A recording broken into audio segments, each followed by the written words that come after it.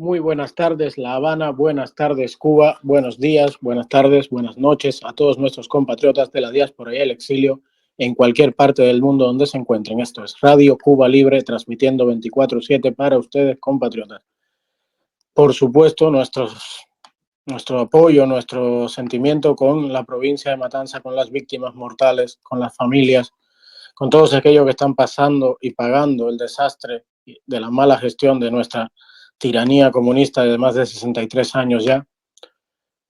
De todo corazón, desde la lejanía del exilio, pero la cercanía de la esperanza y la propia cubanía en sí, todo nuestro apoyo para las víctimas, para sus familiares y para todas las personas que se están viendo afectados en este momento directos por la situación del incendio de los almacenes de supertanqueros en la provincia de Matanzas, en nuestra isla.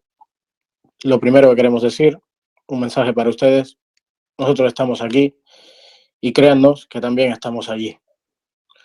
Gracias a todos por estar ahí, bienvenidos. Esto es Radio Cuba Libre, transmitiendo, avanzando en la segunda parte, en la continuación de lectura, desarrollo, tertulia, conversación, con el doctor Julio M. Schilling, politólogo y escritor cubano que nos visita, que ha tenido la amabilidad de seguir en esta saga que hemos comenzado con el libro Democratización en Cuba, Manual Conciso, y ajustándonos al horario del doctor Schilling, de antes que nada, doctor, me atrevo con todo descaro a pedirle que por favor confirmemos hoy la tercera parte del programa, si podemos seguir esta saga, porque realmente me parece más oportuno que nunca todos los temas que aquí se tratan, el debate sereno, la conversación tranquila y la búsqueda de cómo llevarlo a la práctica. Además, dentro de lo que entendemos los principios pues, que nos representan a muchos, el republicanismo cubano quizás en primer lugar, el centro, los liberales, la derecha, no somos enemigos de ningún cubano, pero bueno, no somos afectos a la izquierda y desde luego sí somos enemigos del comunismo en su plena versión. Por tanto, el punto de hoy, siguiendo el orden un poco del libro que usted escribió, del Manual Conciso, me gustaría tocar con usted el punto de la descomunización, porque la descomunización lleva, entre otras cosas, también un proceso de entendimiento del mal que nos ha afectado y de entender que tienes que librarte de él en toda su plenitud. Es casi como un tumor, como un cáncer. No puedes dejar en el cuerpo células cancerígenas, las tienes que eliminar todas, en este caso. Y además de eso, bueno, inevitablemente, nos lleva al debate final sobre la proscripción o no del Partido Comunista de Cuba. Nosotros abogamos porque sí, entiendo que usted también, o por lo que yo concluyo del manual, sí, se radica. Pero bueno, el debate en sí, de una manera serena, quizás pueda ayudar a que compatriotas que estén en Cuba escuchando por la radio en estos momentos perciban el debate de una forma tranquila, no como ¿sabes? Como los cantos de sirena o los cantos de estos de vienen los del exilio a matar y son malos, y un poco que entiendan también la problemática que tratamos de exponer para que juntos lo podamos hacer, porque no lo vamos a poder hacer ni unos ni otros. Es algo que desgraciadamente es una decisión de carácter nacional, como quien dice. Implementarla es parte ya casi de la soberanía en sí. Si me permite, doctor, voy a leer un pequeño párrafo del punto número 2 de la descomunicación para darle a usted pie a que desarrolle el punto. Perfecto, con mucho gusto, Carlos. Gracias. Dice, la descomunización en su completitud es un curso imprescindible para iniciar la reversión del daño antropológico, psicológico e histórico que el comunismo cubano le viene infligiendo a Cuba desde 1959. Con las medidas de dicho proyecto se intentará prevenir que el castrocomunismo retorne al poder nuevamente. Este proceso de descontaminación también facilitará el establecimiento y el subsecuente fortalecimiento de instituciones democráticas y de una sociedad civil. Tomando en cuenta las implicaciones de carácter jurídico, una rama del Ministerio de Justicia debe ser la encargada de reforzar esta programación. Le cedo la palabra, doctor. Muchísimas gracias nuevamente, Carlos, por la invitación a Radio Cuba Libre, por la transmisión y a todos los que están compartiendo este espacio, este taller de estos temas. Y podemos, y ya lo podemos dejar anunciado, si te parece bien, para el martes próximo a la misma hora, a las 3, pues tomar el otro tema que tú quisieras. Así que si me lo confirmas, yo lo agendo y perfectamente lo 100%, podemos. 100% confirmado y se lo agradezco de verdad. Cómo no, con muchísimo Nuestros gusto. radio oyentes estoy seguro que también. Con mucho gusto. Mira, el problema de la descomunización es, y entre las cosas como la protección del Partido Comunista de Cuba, todos los hemos escuchado argumentos de por qué eso es antidemocrático, entre comillas, que no es, que va contrario a tener una pluralidad. Pero si se entiende que el Partido Comunista, no solo siendo el caso en Cuba, sino en todos los regímenes donde han operado, como siguen operando en China y siguen operando en Vietnam, no son instituciones para la competencia del poder, sino son organismos desde donde se ejerce el poder político dictatorial. Y otro factor, y eso es que hay una fusión con el Estado. En otras palabras, el Estado y el partido se convierten en uno. Y si eso ocurre, quiere decir que bajo ningún concepto se puede ni siquiera considerar la existencia del Partido Comunista de Cuba como una alternativa viable por su trayectoria criminal. O sea, el proceso de descomunización es una trayectoria ética, jurídica y política.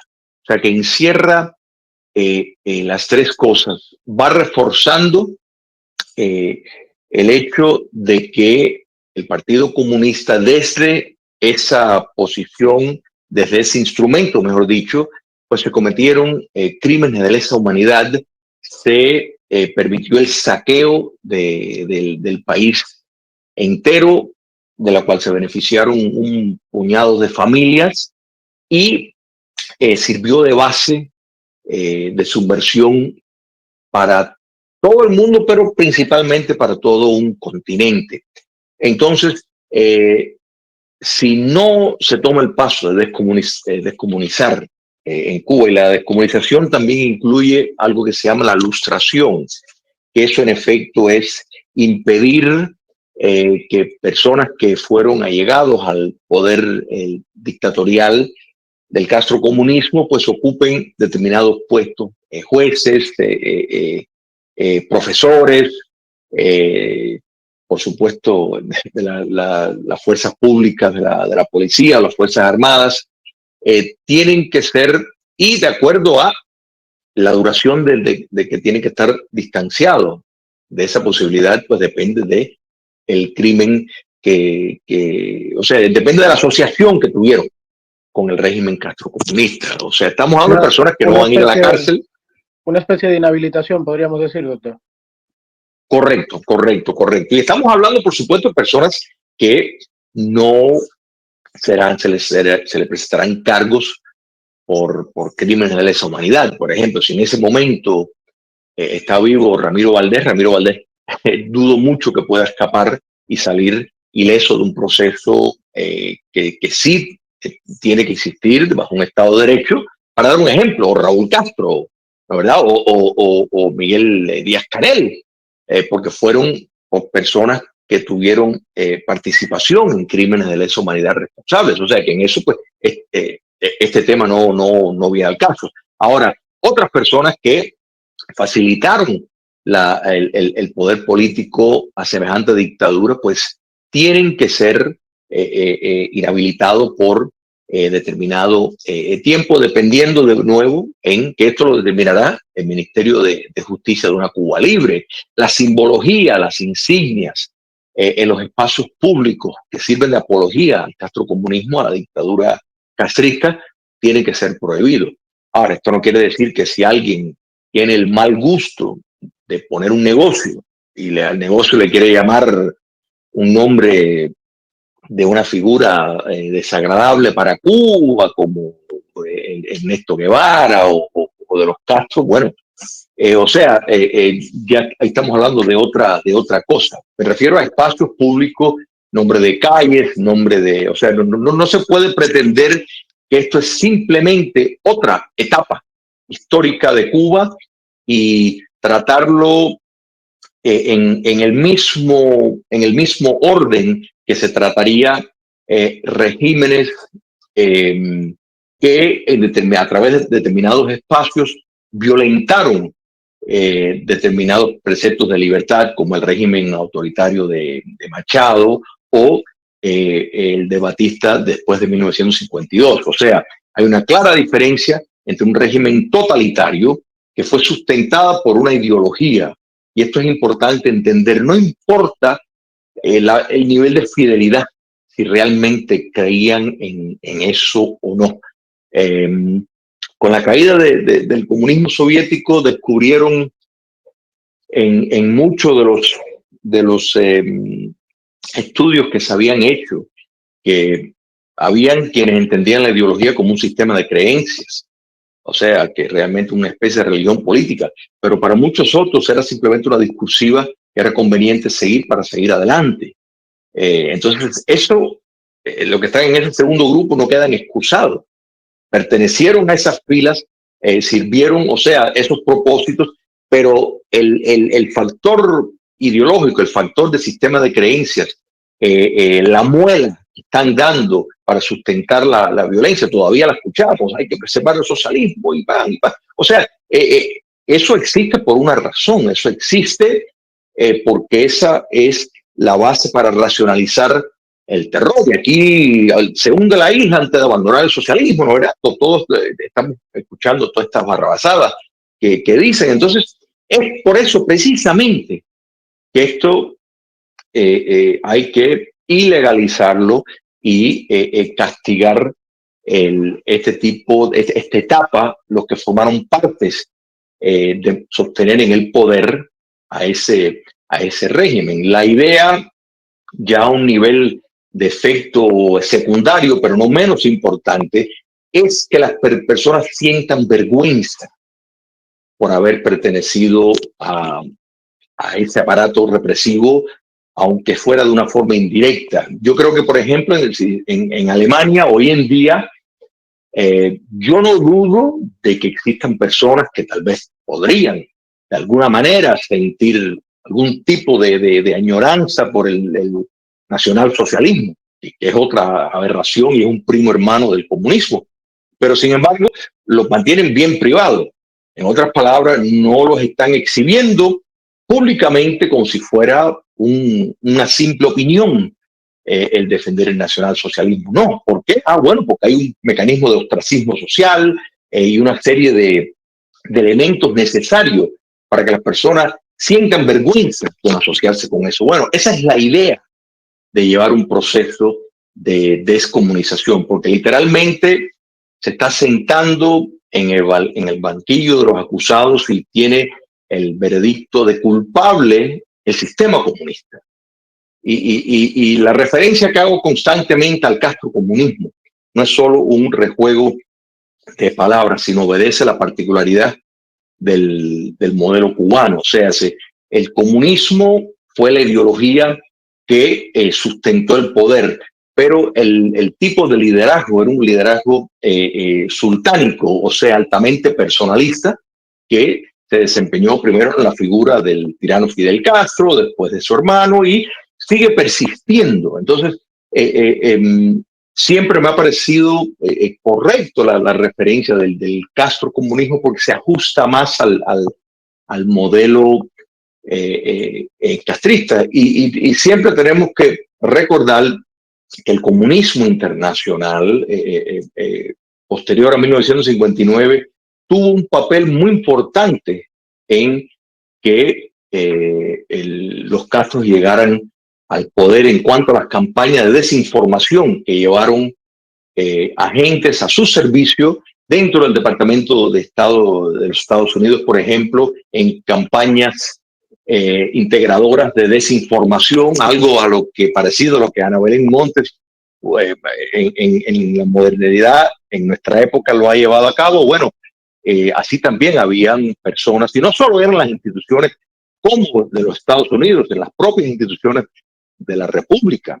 Habían personas que te decían no, que había un propósito expreso de negar las conexiones de Fidel y Raúl Castro con el comunismo internacional, y se sabe, Raúl Castro tenía un contacto con la KGB y Fidel Castro con la inteligencia militar soviética. Entonces, todo esto fue precisamente a propósito y por diseño ocultado, y posterior a 1959, bueno, sin la ayuda de la Unión Soviética, el castrocomunismo no hubiera durado. De modo de que es importante, y decir, bueno, ya las ideologías no sirven, porque el hecho de que están utilizando el capitalismo de Estado, bueno, eso Lenin también lo hizo. Así que, de modo de que la condena sistémica, y si consideramos que eso es así, no se puede llegar a otra conclusión que es necesario la descomunización en Cuba.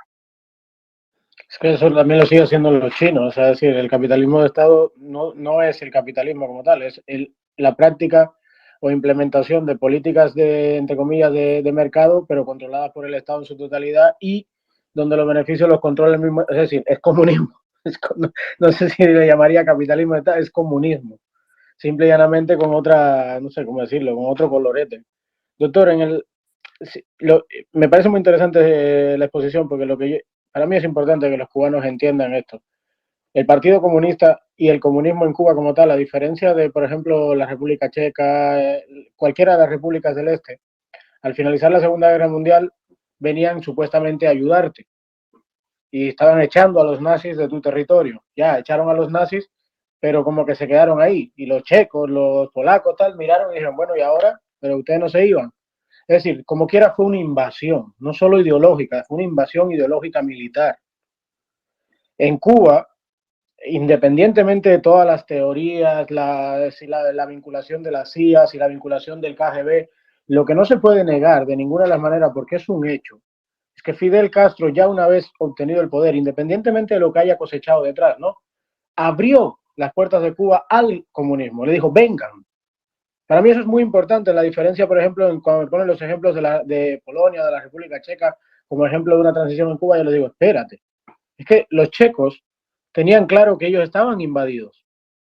Los cubanos, la sociedad cubana, el daño antropológico en este punto, no sé hasta qué manera sabe que se está practicando una ideología que no es nacional, que fue impuesta, que fue traída de fuera y que tiene muchas ramificaciones y muchas evoluciones en el tiempo. O sea, si aquellos los más, yo no sé si decir teóricos o pseudoteóricos, no lo sé, no es peyorativo, de la teoría de que el comunismo es una utopía, bueno, es que en la búsqueda esa, en la búsqueda de la utopía, los que implementan el comunismo van evolucionando y sus técnicas y sus formas de gobierno, pero al final es lo mismo. Es decir, la base, al final, es el totalitarismo, es la pérdida de la libertad, el sometimiento. O sea, no tiene discusión tampoco que porque evolucione deje de ser comunismo. Tú le puedes llamar socialismo del siglo XXI, como lo hacía Chávez, y sigue siendo comunismo. El punto es la descomunización. No basta, me gustó la parte de la ilustración porque no conocía el término y me parece interesante para englobar lo que viene siendo la inhabilitación después. Pero para mí es parte inclusive de leyendo su libro, de la parte de lo que hablábamos del proceso de justicia, la descomunización y ¿cómo se dice? Inevitablemente, perdón.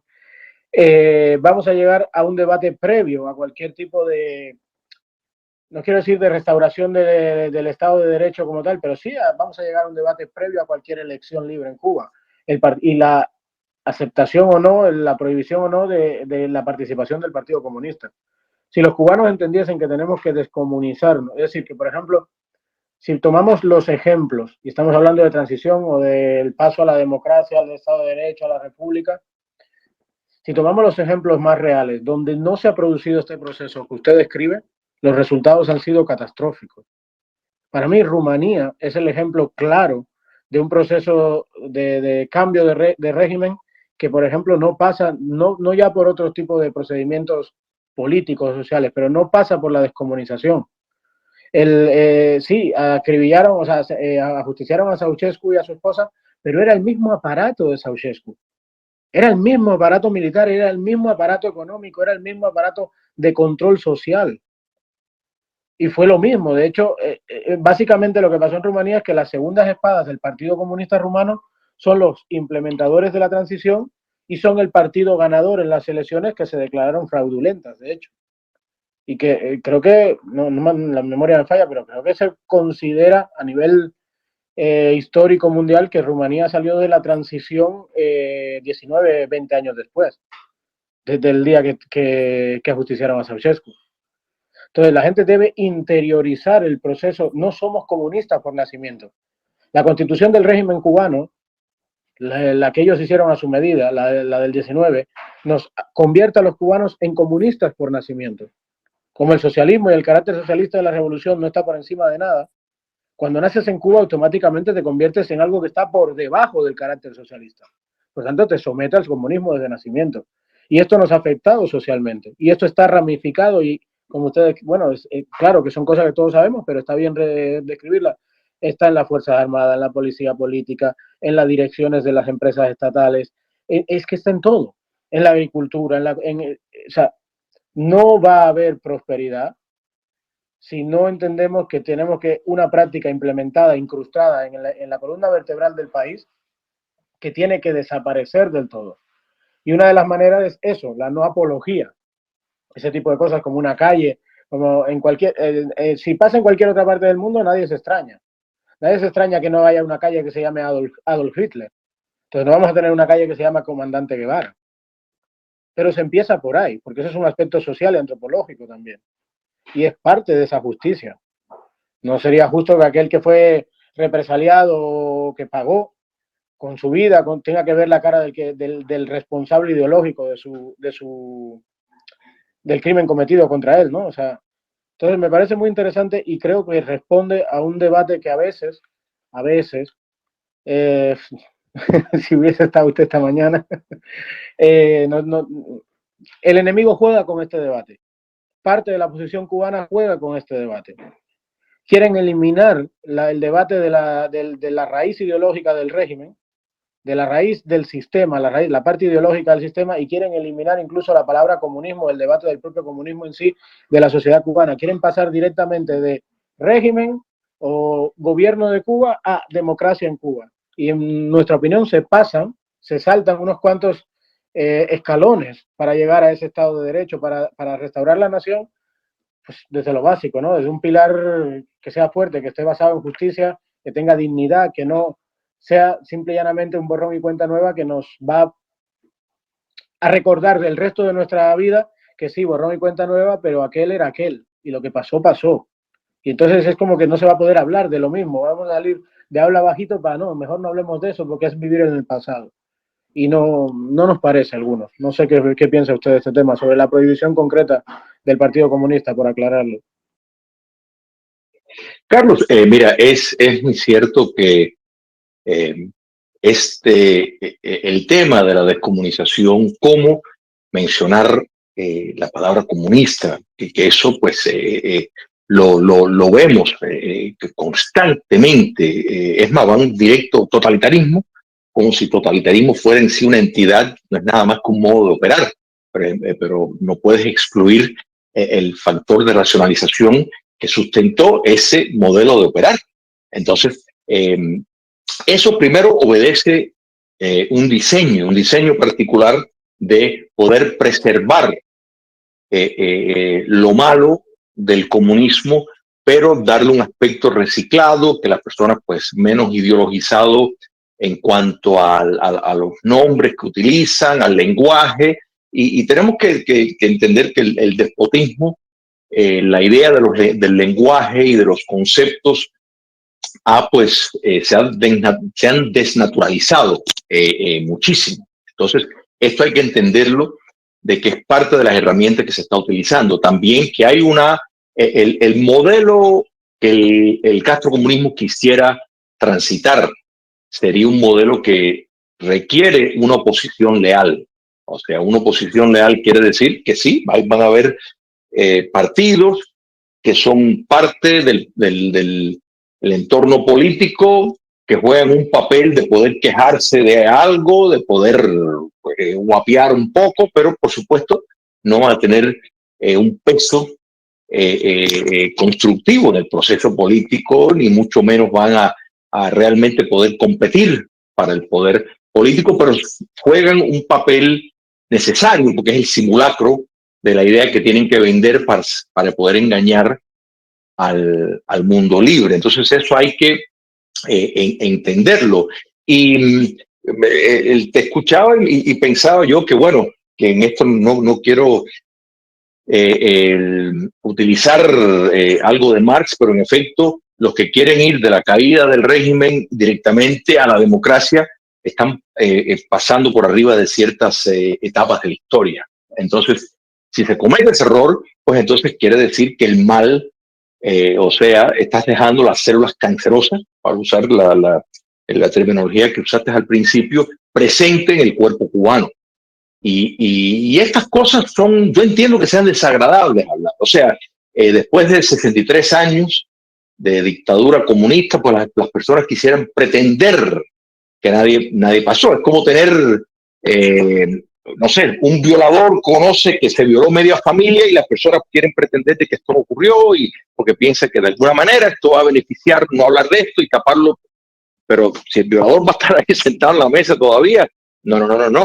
No se puede hacer eso. Hay que tomar las medidas necesarias, aunque sean desagradables, aunque tengan determinado costo. Eso es como único se pueden enraizar en instituciones democráticas, empezando por el principio del Estado de Derecho, porque para ponerlo en términos más sencillos, si no se lleva a cabo un proceso de descomunización, se está alimentando, se está ejerciendo la impunidad. Y si se acepta la impunidad, pues no se puede pretender que vas a tener un Estado de Derecho.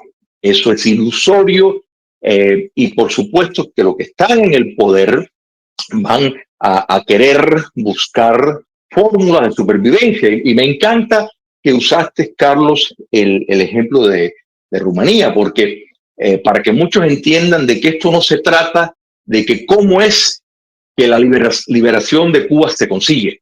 De nuevo, liberación, democratización, dos cosas separadas.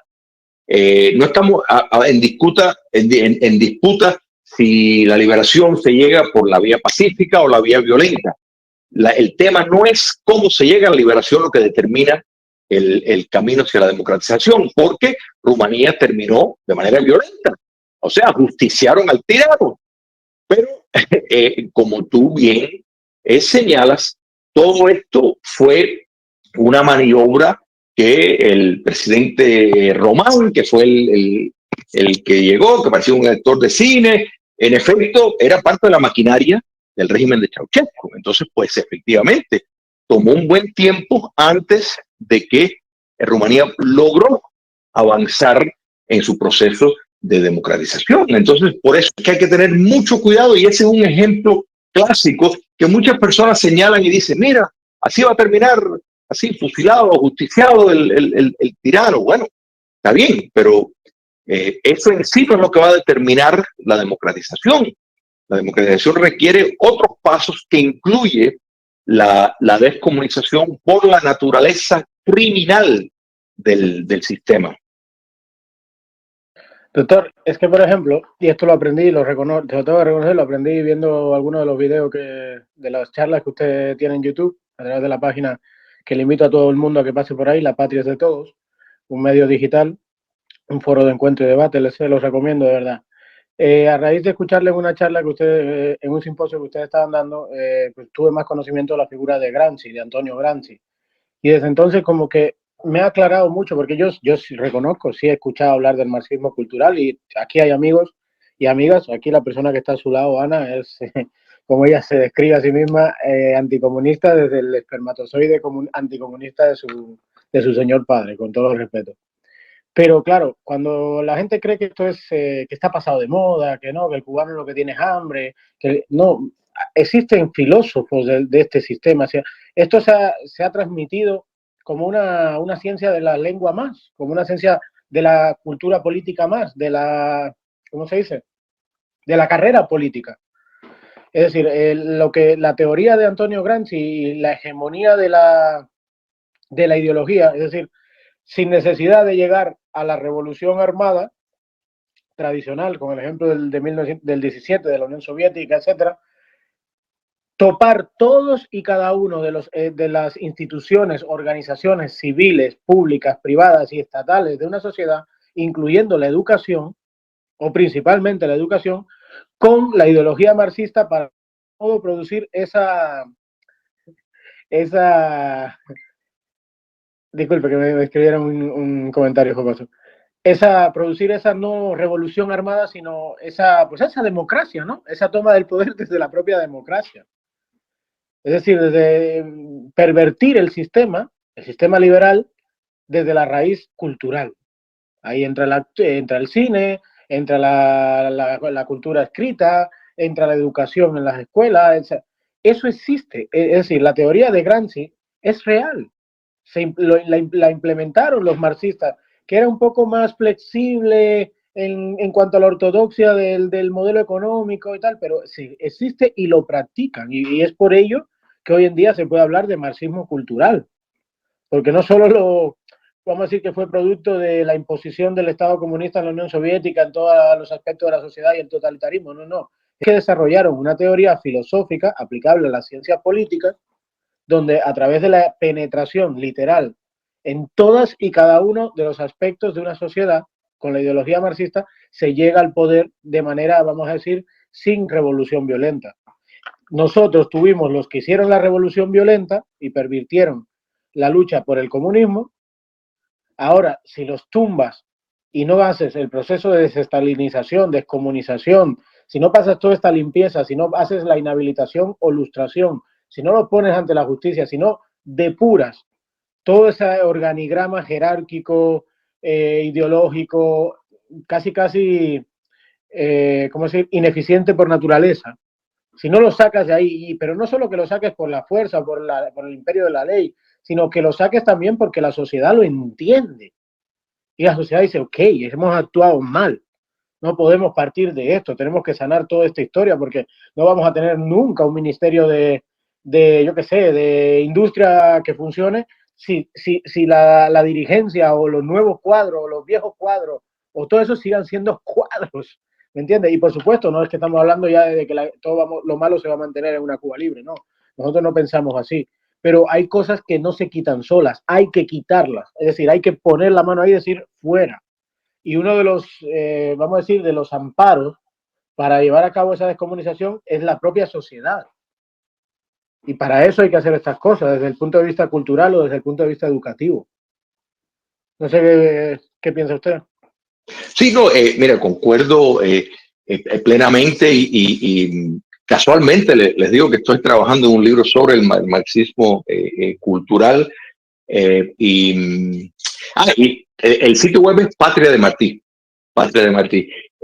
Pero mira, hay personas, y esto es importante entender por cuando se dice marxismo cultural y no me quiero desviar mucho del tema, pero recordemos que el marxismo, o sea, el reclamo a la distinción que Marx le dio a su socialismo, lo que él llamó socialismo científico, fue el factor de la dialéctica en la historia, o sea, la idea de que todo va en progreso y que va de una manera ajustándose de manera progresiva. Entonces, precisamente algunos, tanto de la izquierda radical como de la derecha libertaria, niegan el marxismo cultural. O sea, ustedes lo han escuchado, que si es una teoría de conspiración, pero los propios marxistas validaron el concepto de marxismo cultural, empezando por George Lukács, que en 1919, mientras fue ministro del gobierno de la República Socialista de Hungría, que duró como 9 meses, pues promovía la educación sexual entre los niños en los colegios públicos. Antonio Gramsci, como tú mencionaste, y el colegio de Frankfurt, el grupo de marxistas alemanes, todos vieron que las predicciones de Marx no se cumplieron porque la economía no era lo que más determinaba y las relaciones que salían del sistema económico no era lo más importante, sino estaba la superestructura de la cultura, que era en sí lo que determinaba. La caída del comunismo soviético, pues obligó o sea, la reformulación estratégica en democracia, porque hay que estar claro, donde existe el comunismo, nada de los que proponen los que proponen en países libres del marxismo cultural existe, ni China, ni Vietnam, ni Cuba comunista, pero sí ha resultado de un método muy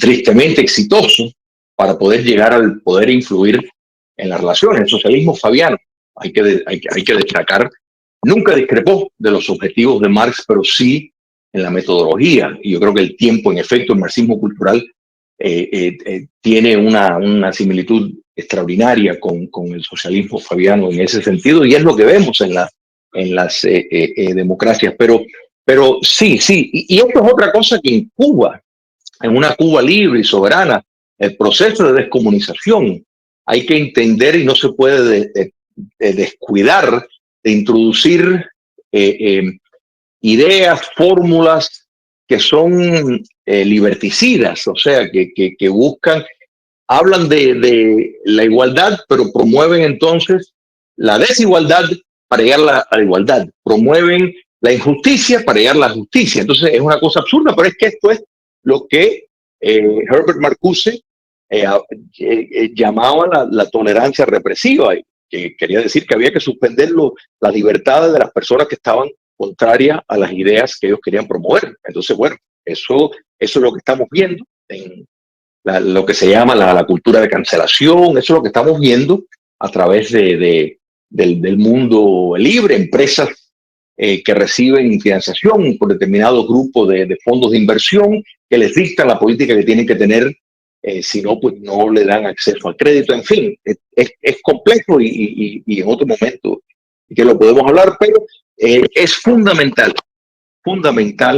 que esto se lleve a cabo en Cuba. Y de nuevo, siempre, si cualquier objeción que se tenga, yo siempre apunto a Alemania nazi como un ejemplo de el proceso de desnazificación que se llevó y el impacto que ha tenido en producir una democracia exitosa y funcional en ese país.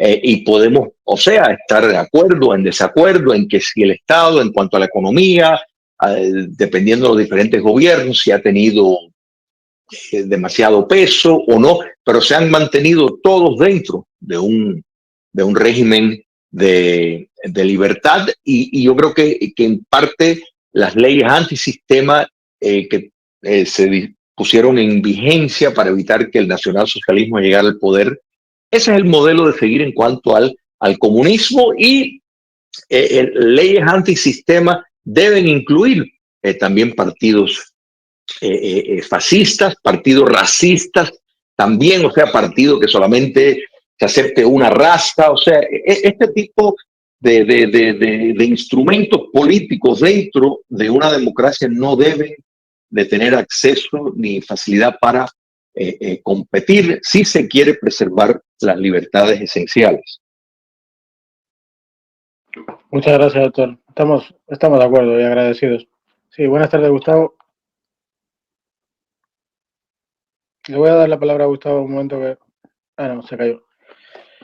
Doctor Schilling, porque nos quedan unos minutos más o menos según el tiempo que usted dispone, y yo creo que el punto de la descomunización como elemento moral, como elemento, vamos a decir, como una especie de base, ¿no? De cemento también, en el que también hay que cimentar esa transición, ese cambio, ese camino a la vuelta a la República, al Estado de Derecho, creo que es indiscutible realmente. Hay gente que quizás le puede dar miedo, no sé, parecer dar señales de alarma para los que están allí. Hay gente que quizás cree que obviando esto, pues todo será más rápido, y se coge siempre el modelo español de la amnistía para todos. Y esa es mi cuestión. Yo no sé si usted está al tanto, disculpe, pasando entre lo que es la descomunización y la última parte de la justicia transicional que dejamos el otro día. No sé si usted está al tanto de una propuesta de ley de amnistía que se ha publicado, se ha promovido por parte de una organización que se llama Consejo para la Transición Democrática de Cuba, donde directamente en dos de sus artículos al menos aceptan o proponen la amnistía como figura tanto para el prisionero político como para aquel que violó los derechos fundamentales del cubano, del ciudadano cubano, pero siempre claro con la excepción de si haya acabado en delito de sangre o en crímenes de lesa humanidad. A mi entender, es impunidad. Y dentro de lo que se pueda escribir en un texto para matizar o ocultar o suavizar de los procesos de amnistía que existen en el mundo, como el de España, es irrevocable. Es decir, una vez que se acogen a la ley de amnistía los que violaron los derechos fundamentales de los ciudadanos cubanos, y ahí se entiende todo. Una vez que se acogen a esa ley de amnistía, nosotros defendemos, por supuesto, la orden constitucional del 40. Nosotros entendemos que eso es inviable dentro de nuestro concepto de la libertad de Cuba, de la lucha y de la vuelta a la República. Pero el hecho de que se promueva a nivel, y no, ¿sabes? Yo no soy un opositor de 20 años, ni he estado en un calabozo en Cuba. Yo tengo respeto y he aprendido a ir respetando todas estas cosas porque todos somos seres humanos. Y al final muchos, equivocados o no, han puesto alma, corazón y vida en esto. Pero no me parece que sea el camino ese tipo de propuesta de amnistía y mucho menos ahora. Es decir, todavía queda un régimen que tumbar, todavía queda un proceso de justicia por pasar, todavía hay muchas cosas que hacer como para de antemano ofrecer la amnistía como figura legal a ambos, al que está represaliado y al represor. Porque, y disculpen, les he enseñado la palabra, yo me estoy posicionando, yo sí tengo una posición respecto a esto, pero el, por ejemplo, los crímenes de lesa humanidad, usted quizás supongo que conoce el Tratado de Palermo. Ahí, según el Tratado de Palermo, hay crímenes que después del año 96 ni siquiera la Corte Penal Internacional va a mirar, no puede juzgar, tiene dentro de su propio estatuto, se lo prohíbe. Es decir, nos autoengañamos o nos proponen una especie de sedante o de bálsamo para que nos lo pongamos en la quemadura, valga la redundancia, pero no es real. Es decir, primero, para demostrar un crimen de lesa humanidad no es algo sencillo, ni un proceso corto, ni fácil y sobre todo muy lento, por aquello de que hay mucho que documentar y hay que hacerlo correctamente y todo lo demás. Y segundo, a pesar de los muchos muertos que tiene la tiranía comunista cubana, si vamos a juzgar al delito de muerte, entonces vamos a tener que juzgar al que ya falleció, no sé, al que ya no, pues quizás tiene 80 años, porque fue el que apretó el gatillo en el paredón de fusilamiento, pero no estás juzgando al sistema ni a la ideología. Y estás librando a todos los que, vamos a decir, no dispararon en un pabellón de fusilamiento, pero abusaban a conciencia y por aquello del abuso y el abuso de poder y de autoridad y el abuso ideológico de un prisionero político en la cárcel, por ejemplo, lo estás amnistiando. No, algunos de nosotros no concibe esa idea y no sé qué opinión, si a usted le parece ético el planteamiento. Ese planteamiento, aparte de estar estimulando la impunidad, me parece un planteamiento totalmente inmoral, porque está estableciendo una equivalencia falsa. O sea, aquí hay un culpable claro, que es el comunismo que ha estado en el poder desde 1959, una dictadura brutal. Aquí no hay, esto no ha sido, o sea, una guerra civil que ambos lados pues tenían una posición válida. No, no, no, no, no, no, no. Aquí ha habido una guerra de liberación para tratar de sacar del poder a una dictadura sanguinaria. Eso es lo que se trata y esa dictadura sanguinaria es el exclusivo en los crímenes por el cual tendría que pagar bajo la justicia, porque el intento de equiparar acciones heroicas de liberación, violentas o no violentas, con las atrocidades que se ejerció desde el poder político, no tiene ninguna validez y ese es lo peor que podemos ver, pero propuestas como esa es la que se va a buscar desde el poder político y hay que entender en comparación a lo de España, primero, un régimen totalitario no es igual que un régimen autoritario en el sentido de el control y el daño antropológico que hace.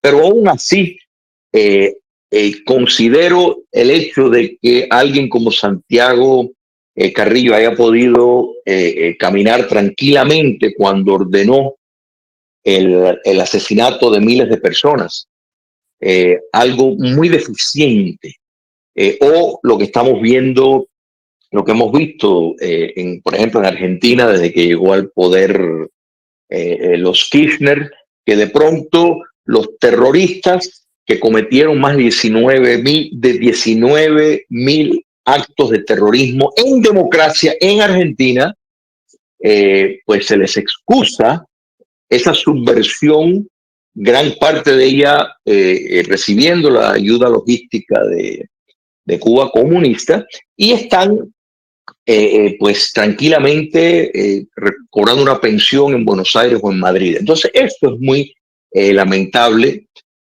Y en el caso de Cuba, pues ni siquiera hay una disputa comparable con el caso de Argentina y de España, sino hay un claro régimen que ha estado en el poder desde el 1 de enero de 1959 y a partir de ahí ha cometido todo tipo de opresión, ha robado a mansalva para mantener un grupo de personas, ha participado en el narcotráfico, ha sido responsable de gran parte de la subversión en el hemisferio occidental. Entonces no se puede establecer bajo ningún concepto, y aunque un gobierno en turno dictaminara semejante infamia, espero que vengan otros con más luces, que reviertan eso, que perfectamente se puede hacer. Así que es importante que sepan, porque el mensaje tiene que ser no para que estén más tranquilos y quieran decir, bueno, vamos a negociar y así firmamos esto y ya nuestros pecados capitales se van a olvidar. No, no, no, no.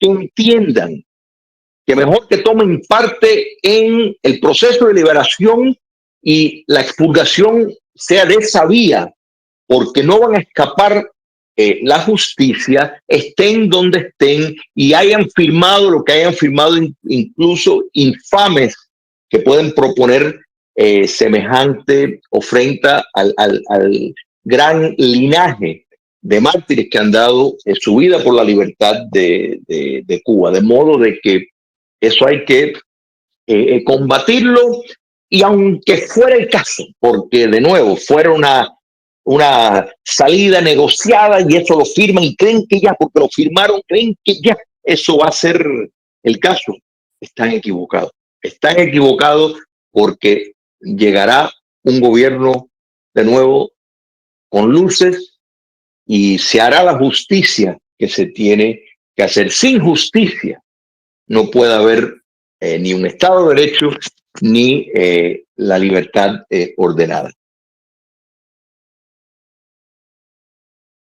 Muchísimas gracias, doctor. Estamos de acuerdo. Yo no entiendo a veces, o sí entiendo, pero no comprendo. Pues eso, cómo a algunos se les olvida o tratan de equiparar siempre todo a una realidad cubana que no es así, que no es real, que no tiene un ejemplo concreto del que nosotros podemos decir, sí, este es el tipo. No es así, no es así. Y no puedes hacer nada en Cuba que no sea un proceso de justicia en base a los principios de la justicia independiente, por supuesto. Pero no puedes hacer nada que se salga de ahí, de antemano. Porque le estás fallando a Cuba, le estás fallando a la nación, a la historia, a los muertos, a los represaliados, a los presos, le estás fallando a todo. Y nosotros, o sea, lo que sí está demostrado es que todos los países que pasan este tipo de procesos, si no hacen una sanación correcta de la herida, del mal y del daño, generalmente lo suelen reproducir, o es como un fantasma constante dentro de la sociedad que sigue generando, pues eso, ¿no? La separación, el odio, la violencia, y no se los persigue a los habitantes de ese país durante las generaciones siguientes. Ha pasado, por ejemplo, España no solucionó el tema de los nacionalismos y le costó, por ojo, siempre el culpable es ETA, siempre. No existe ningún tipo de justificación al crimen etarra, ni al marxismo, ni al comunismo, ni al izquierdismo etarra. No existe ningún tipo de justificación. Pero tampoco arreglaron o pusieron, vamos a decir, una solución a largo plazo a nivel generacional o a nivel de institución del Estado. Se conformaron con unos mínimos en un momento determinado que se sabía que eso estaba ahí, latente, que eso estaba ahí. Es que lo primero que hizo España, a pesar de todo, fue dar la amnistía. Y la amnistía, gran parte del bando amnistiado, no eran militares del bando franquista, eran gente, vamos a decir, de la izquierda berchale. Era lo que hoy día se conoce como los proetarras, pero ya desde entonces era eso. Era el nacionalismo más radical y formado a la izquierda con la, vamos a decir, con la ideología o el mito del triunfo de la Revolución Cubana, el Che Guevara y todo este tipo de historias. Porque el nacionalismo clásico, el nacionalismo cristiano, democristiano, no tenía nada que ver con eso. Es así, Carlos, y antes de marcharme le doy las gracias por este espacio y disculpa si algunas preguntas quedaron en el tintero. La próxima vez trataré de cortar menos, yo con la tranquilidad de poder seguir haciendo el espacio, de verdad que no me preocupo porque lo que se nos quede lo vamos cogiendo sobre la marcha. Cómo no, cómo no. Simplemente hay que entender que las decisiones difíciles que se vayan a posponer o evitar, lo que se está haciendo es se está aceptando una hipoteca que va a haber que pagarla en su momento y tristemente, típicamente es la caída, todo lo que, por lo que se luchó, se termina en las ruinas. Y podemos ver tantos casos, mira Nicaragua, por ejemplo, un caso clásico de cómo el sandinismo está bien afianzado y ha perfeccionado su modelo dictatorial. O sea, de la fuerza de la libertad, de la victoria, de la liberación, cayeron en precisamente la peor trampa. Y eso hay que evitarlo. Esquivaron y muchas personas le recomendaron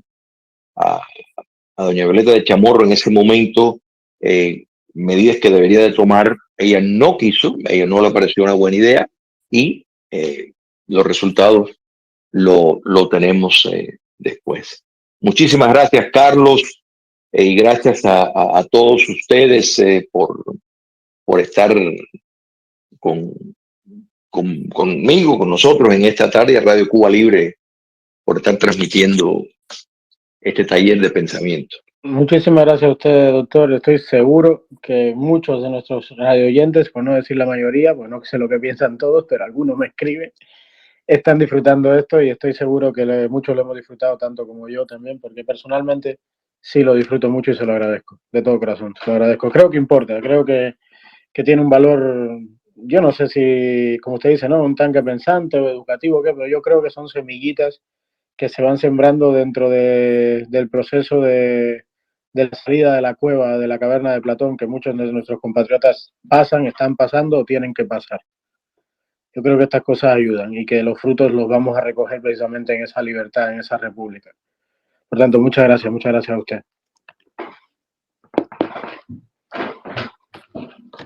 Bueno, amigos, esto fue por hoy, martes, la segunda parte del programa sobre el libro Manual de Transición, de Democratización para Cuba, un manual conciso del politólogo y escritor cubano, el doctor Julio M. Schilling. Muchísimas gracias a todos, compatriotas, por estar ahí, especialmente a ustedes, los de Cuba, que en estas circunstancias siguen gastándose los megas por conectarse un ratico con nosotros. Se lo agradecemos de todo corazón.